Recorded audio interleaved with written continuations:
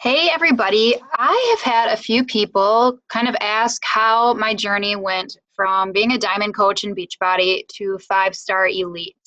I have been a coach for about 2.5 years now, and in that period of time went from a challenger to five-star elite and was able to quit my job and become a full-time stay-at-home mom, um, replacing and increasing my full-time income. So I thought today I would just do a super informal presentation for you that you can watch, that you can share with people that you may think are interested on your team, and just to kind of have this in your toolbox to share with others or to revisit yourself as you are striving to build your business. So let me just jump in. What the focus? So this picture on the right means the world to me. Julian Candia and I ran with each other all last year. We were on the phone with each other, on Zooms with each other all the time as we were striving to hit five-star elite for the first time. Let me tell you, it's not an easy feat.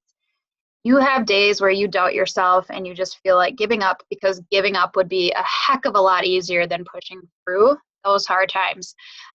She was somebody who I knew if I had a bad day, I could call her. If she had a bad day, she could call me, and we just kept each other going. So, my biggest piece of advice is find someone who's doing this for the first time with you. And push each other and cling to each other and be there for each other. Keep keep tabs on each other, talk to each other weekly, set goals. When you don't hit those goals, question why and dig it apart and figure out where you can change things. So that's who she was for me last year and continues to be.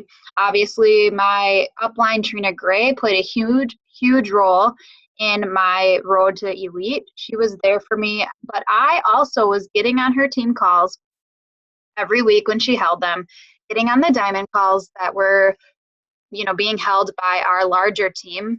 And I was plugged in just as much to her team as I was my own in this entire journey. I think it's really easy as you continue to grow to kind of disconnect from the things that got you to where you are now, such as team calls, one-on-ones with your upline, checking in weekly. That's one thing that I could be better at. But just don't pull away from what you got you to where you are and plug into those calls, show up and be a leader from the front. Show your team that you're not too good for getting on these calls and that you're still making a ton of room for growth in your business by showing up to those as well. So what the focus? What I found when I was on this journey is you can't get out of phase one. I know we've heard this before, but dig into your challenge groups. We bust our butts to hit Success Club and get those new people started on their fitness journey. And what's the point of all of that if we're not going to show up and be an amazing coach for them?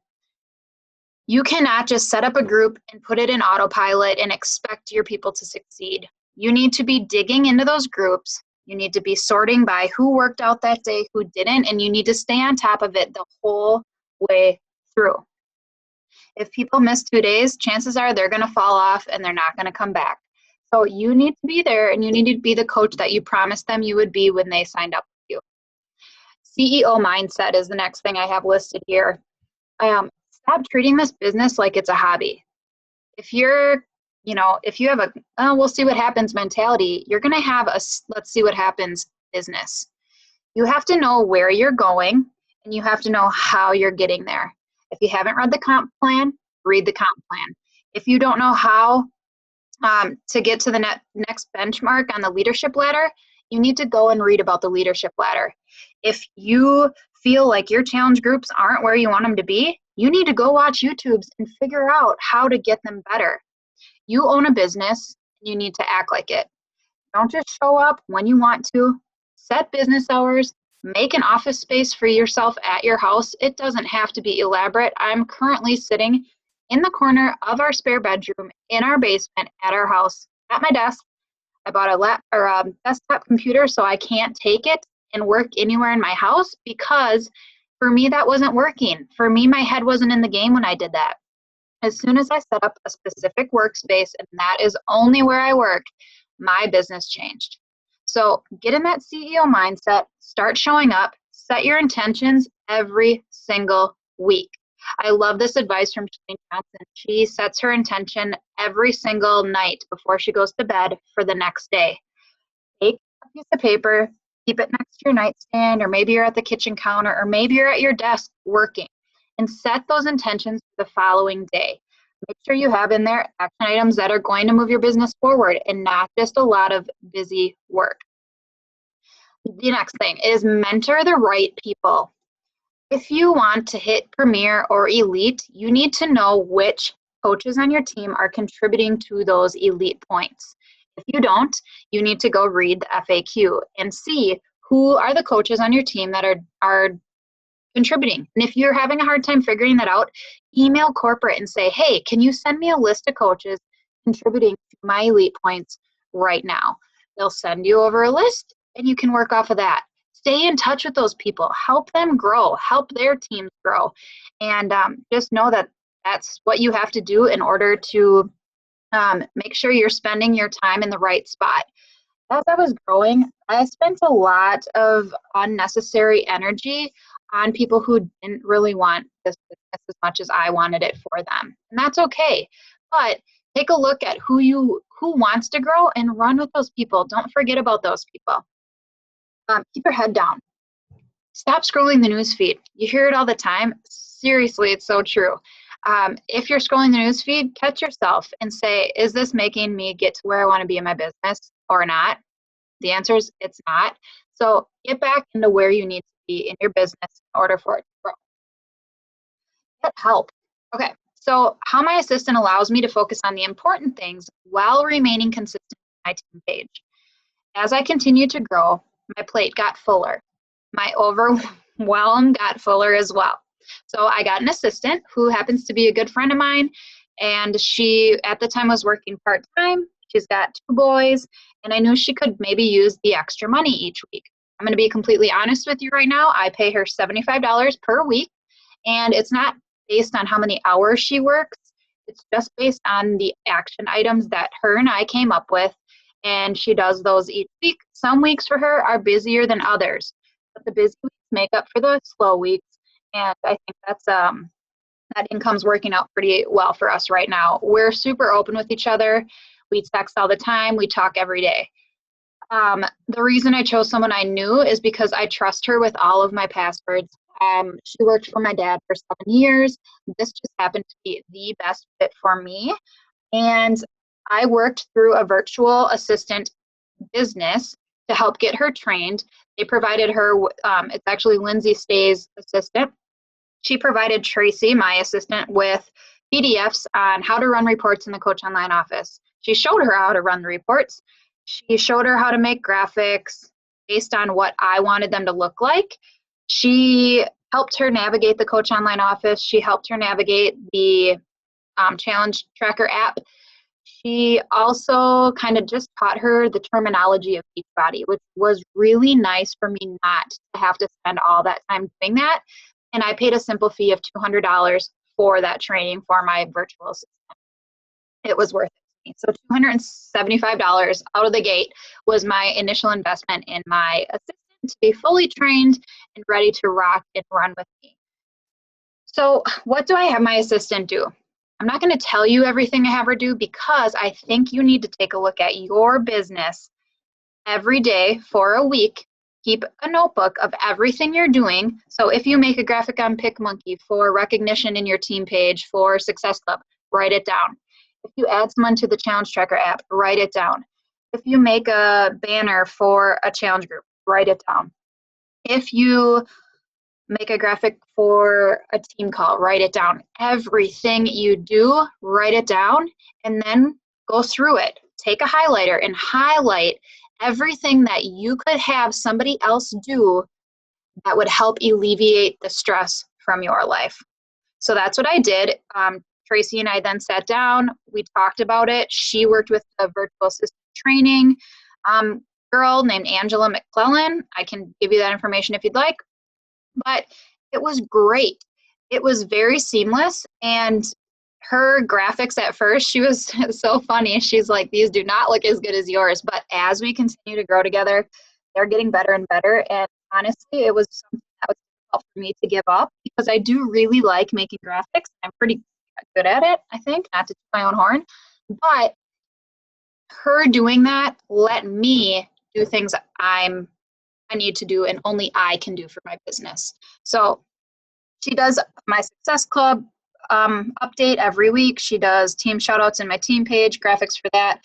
She does a lot of things every single week, the same day every week, which allows my business to be consistent. My team knows that I'm always going to show up because thank God for Tracy. She does those and we get them up at the same time every single week, which is nice. I was falling behind on that, and that's really makes me feel better about being a leader is getting that stuff done. What you should not do, don't drag your coaches through the mud just because you have a goal of getting to elite, okay? They want it just as bad as you want it for them. You're going to see potential in people, and you can create a leader. They're not born. You have to create leaders. However, that doesn't mean dragging them through the mud. It means staying in touch with them, being their friend, helping them, knowing their goals, getting on calls. Like I mentioned before, knowing who's contributing to your elite points, knowing their goals, knowing their whys, and knowing that they're still plugged in and engaged is key. Never, that's supposed to say never fall off your team leaderboard. If you want your coaches to hit Success Club, you better be on the top of that Success Club leaderboard every single month. You want your team to, make that volume recognition every week, you better be on top of that volume board every single week. Do not ever fall off your team board. So that is right. But do not become arrogant. Do not tell your team where you want to go and run there without them and expect them to follow you. You have to bring them along on your journey. So you want to be leading from the front, but you also want to be back there hustling with them and bringing them with you. And do not ever forget what it's like to be a new coach, okay? Have a system in place for new coaches on your team that they sign up, they have somewhere to go right away, they feel supported right away, and you have a system that helps you keep in touch with those new coaches until they find wings of their own. Never forget what it's like to be new. What you should do is keep learning. Keep learning. I still watch videos on YouTube on how to hit Success Club. I still watch videos on YouTube on how to recruit. I still get on one-on-one calls with Trina and ask her about my business. I still get on calls with corporate and tell them to help me dissect situations that I'm looking to improve. Always keep learning. Stay in phase one. Also, invite like you mean it. Be proud of what you have. Be proud of the organization you've built and be proud of where you're going. Invite like you mean it. Don't invite like you need them. Invite like they need you, okay? Know who your diamonds are going to be. Look through your downline and pick out your 5 diamonds that are going to make that elite team. And you need to run with those girls. They need to run with you, but you also need to run with them. So be in touch with those girls. If they want to be diamond, they've got to want it for themselves, but at least you know who you think your diamonds are going to be. Know who's contributing to your elite points. Do GSRs. Don't stop doing GSRs. I cannot believe how many coaches don't do getting started right calls. You need to do that. Set up systems. So for me, what I have in my team page, pinned to the top of our team page is a opening video from me. And I go through and I share my screen and I show them the Good Vibe Tribe, which is our team page. I show them the file section. I show them what they're going to see there, recognition, updates, things like that. I take them to the Team Rockstar Fit page. I show them file section there, what they can find, such as eating clean guides, breastfeeding in pregnancy, all that stuff, and I show them what they're going to find there. I then leave the link above in the text section of that video, and I simply say, if you want to join Team Rockstar Fit, here's the link to do so, request to join. Then I also have our New Coach University link in there. And with that, they can choose to join the New Coach University, which is a series of 14 assignments, very basic, how to set up your direct deposit, how to enroll a coach, what Success Club is, things like that that I've created myself. They can get in there right away. As soon as they get in there, it tells me, triggers me, they want to be a working coach. They want to know more. In my first assignment in my New Coach University, I have them fill out a questionnaire, which is what I use for GSR. It just says, tell me about yourself. Tell me about your journey so far. Tell me one thing you're nervous about with coaching. Tell me what excites you. So I have a series of 10 questions, and then I get on a call with them as soon as they're done completing that New Coach University. They have a better grasp of what coaching is, and I know what they're nervous about, and I can get on that call with confidence. They can get on that call with a little more confidence, and we rock it out and we make a clear path forward. Set up systems, like I mentioned before. Stay in touch with your coaches. Be consistent with recognition and team calls. I host a team call the first Monday of every single month. I never cancel. I never canceled, even when I was the only one showing up, just like Melanie Mitro said. Show up, be consistent, and don't be a flaky coach. Start a YouTube account. If you have coaches asking you the same questions all the time, do something like I'm doing right now.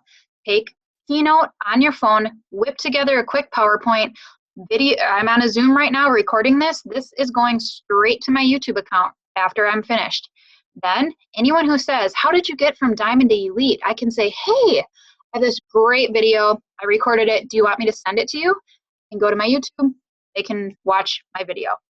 It saves me a lot of time. It's more personal, and it saves everybody a lot of time. And send emails from your Coach Online office. Utilize that tool, you guys. It's so easy to just get out a great email to all your past customers, all your coaches. Tell them about a challenge group coming up. Tell them about something fun. Tell them something motivating. Just stay in touch with those customers and coaches. And lastly, show up every single day. Know where you're going and know how you're going to get there. Hope this helps.